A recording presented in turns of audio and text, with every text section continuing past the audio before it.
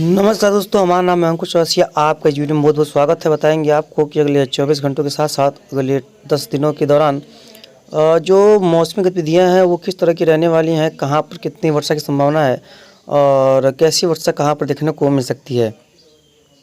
तो दोस्तों देखेंगे कि जो अरब सागर का सिस्टम हो गया या बंगाल खाड़ी का सिस्टम हो गया, यहाँ पर वर्षा की संभावना काफ़ी बेहतरीन रहेगी, जिसकी वजह से ये इसका जो प्रभाव है वो भारत के ऊपर पड़ने की काफ़ी प्रबल संभावना है और काफ़ी अच्छी खासी रेनफॉल की जो एक्टिविटी है वो यहाँ पर देखने को मिल सकती है। तो तैयार रहिएगा, क्योंकि अरब सागर का सिस्टम भी भारत की ओर ही बढ़ रहा है और बंगाल खाड़ी का सिस्टम भी भारत की ओर ही बढ़ने की संभावना है। तो इससे ये प्रतीत हो रहा है कि जो रेनफॉल है वो कई इलाकों में बहुत अच्छी खासी होने की संभावना है। खासतौर पे मध्य पूर्वी उत्तर पूर्वी भारत के क्षेत्रों में बढ़िया वर्षा हो सकती है। कई इलाकों में काफ़ी बढ़िया रेनफॉल की जो संभावना है वो देखने को मिल सकती है। वहीं देखेंगे तो यहाँ पर जो अरेबियन सी का जो सिस्टम है, यहाँ पर देख पाएंगे, यहाँ पर ये डिप्रेशन बना हुआ है और बंगाल खाड़ी में भी एक नया सिस्टम उभर गया है, जो कि आज शाम तक देखेंगे तो जो अरब सागर सिस्टम है वो हल्का सा और उत्तर की ओर बढ़ेगा और कई इलाकों में काफ़ी अच्छी खासी वर्षा देगा। और जो बंगाल खाड़ी का सिस्टम है ये भी धीरे धीरे आगे की तरफ मूव करने की इसकी जो संभावना है वो काफ़ी प्रबल दिखाई पड़ रही हैं। और 26 फरवरी देखेंगे तो जो कल यानी कि परसों के दौरान तो देखेंगे जो ये सिस्टम है ये गुजरात के करीब रहेगा और गुजरात में इसका प्रभाव देखने को मिलेगा। और जो बंगाल खाड़ी का सिस्टम है वो भी लगभग तट के काफ़ी करीब रहने की संभावना है। 27 फरवरी देखेंगे तो ये जो सिस्टम है अरब सागर का सिस्टम, ये जो है एक ट्रफ बनाएगा, ये पश्चिमी उत्तर प्रदेश तक ट्रफ बनाएगा, एक यहाँ पर बादल तक यहाँ तक बनेंगे और वर्षा की संभावना भी रहेगी।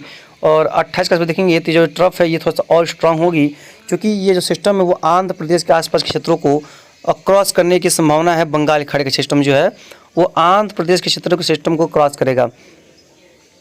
और 29 फरवरी देखेंगे तो जो सिस्टम है ये बंगाल की खाड़ी वाला ये लगभग पूर्वी मध्य प्रदेश के ऊपर पहुंच जाएगा और ये जो अरब सागर सिस्टम है ये यहीं पर बना रहेगा बंगाल की खाड़ी में ही।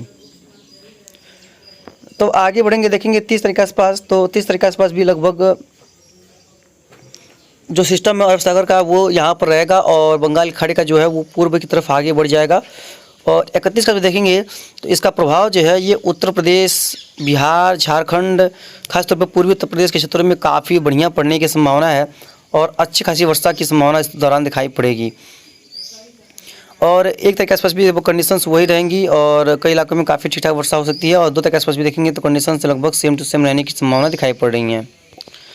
तो यहाँ पर इस तरह की गतिविधियाँ दिखाई दे सकती हैं। और 3 तारीख के आसपास देखेंगे तो जो सिस्टम है पूरी तरीके से समाप्त हो जाएगा 2 तारीख के आसपास से। और 5 नवंबर, 6 नवंबर, 7 नवंबर के आसपास देखेंगे तो कोई भी सिस्टम दिखाई नहीं पड़ेगा। 6 नवंबर का देखिए एक हल्का WD आ रहा है, लेकिन ये भी सूखा सर्कुलेशन है जैसा कि हमने बताया आपको, क्योंकि यहाँ पर बंगाल की खाड़ी से कोई भी नमी नहीं पहुँचेगी, तो ये एक सूखा सर्कुलेशन के रूप में माना जाएगा। तो इसके प्रभाव यहाँ पर देखने को कई इलाकों में मिल सकता है। और ये देखिए ये 1 तारीख के आसपास ये सिस्टम जो है वो अपना अस्तित्व खो देगा। हालांकि बहुत तेज़ी से मूव करने वाला सिस्टम रहेगा ये, और ये फसलों को काफ़ी ज़्यादा नुकसान पहुंचाने का जिम्मेदार होगा, क्योंकि फसलें लगभग पक चुकी हैं और इस समय सिस्टम आना अच्छी बात नहीं है, क्योंकि ये जो है नुकसान के अलावा फ़ायदा करने की कोई उम्मीद इसकी दिखाई नहीं पड़ रही है।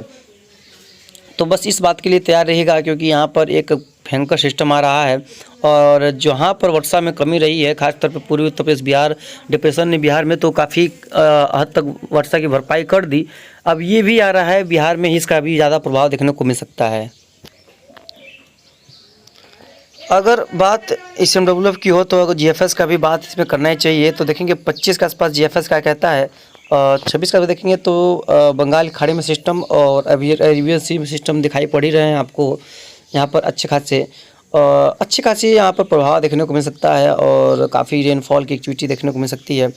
27 के आसपास देखेंगे दोनों अरब सागर सिस्टम दूर जा रहा है और बंगाल खाड़ी का सिस्टम उत्तरी उड़ीसा के पास से ही पूर्व में बंगाल खाड़ी के आसपास बांग्लादेश के आसपास जाकर ख़त्म हो जा रहा है और अरब सागर का सिस्टम यहाँ पर चक्रवाती तूफान बनता नज़र आ रहा है। यानी कि इसका एक अलग अपना रूटीन चलता है। जैसे हमने आपको बताया था कि GFS जो है उसका जो है एक अलग ही रूटीन चलता है अपना, वो अपना एक अलग ही धुन में रहता है।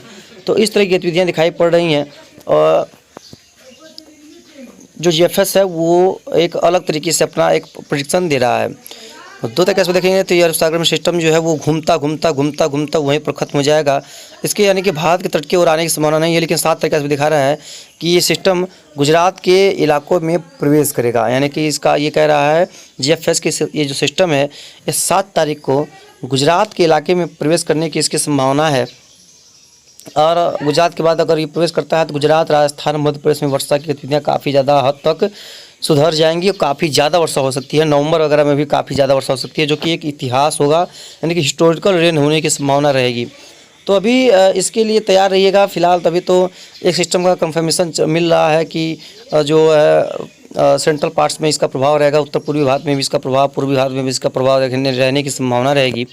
तो ये देखने वाली बात होगी कितना प्रभाव कहाँ पर डालता है ये जो डिप्रेशन आने वाला है अगला। बात करें आइकॉन्स मॉडल्स के भी देख लेते हैं, तो ये तो थोड़ी भी 2-4 दिनों की सटीकता पाई जाती है। 26 को दिखा रहा है कि आंध्र प्रदेश के आसपास ये लैंडफॉल करेगा और 29 के आसपास ये अंदर की तरफ मूव करेगा।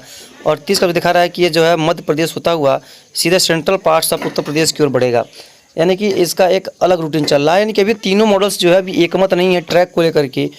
तो और ये भी दिखा रहा है कि ये अरब सागर का सिस्टम जो है वो अंदर की तरफ प्रवेश करता हुआ नज़र आ रहा है। यानी कि ये देखिए यहाँ पर ये अरब सागर का सिस्टम जो है वो अंदर की तरफ प्रवेश करता हुआ नज़र आ रहा है।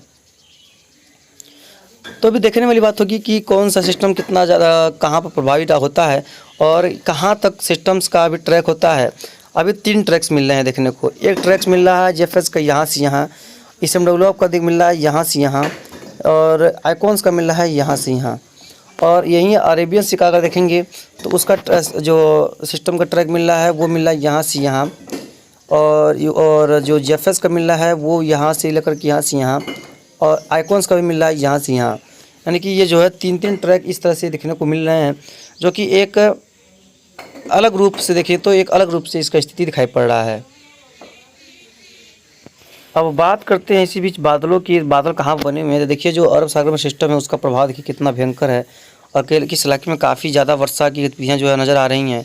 और वहीं देखिए बंगाल खाड़ी में भी काफ़ी भयंकर जो है सिस्टम, वो सिस्टम का प्रभाव दिखाई पड़ रहा है। एक अरबियन सी में सिस्टम, एक बंगाल खाड़ी में सिस्टम, दोनों पूर्वी क्षेत्रों पे पश्चिमी क्षेत्रों पे सिस्टम का भरमा पड़ा हुआ है। और देखिए मॉइस्चर जो है पूरे भारत में पहुंचने लगा फिर से, यानी कि एकदम शुष्क हो गया था।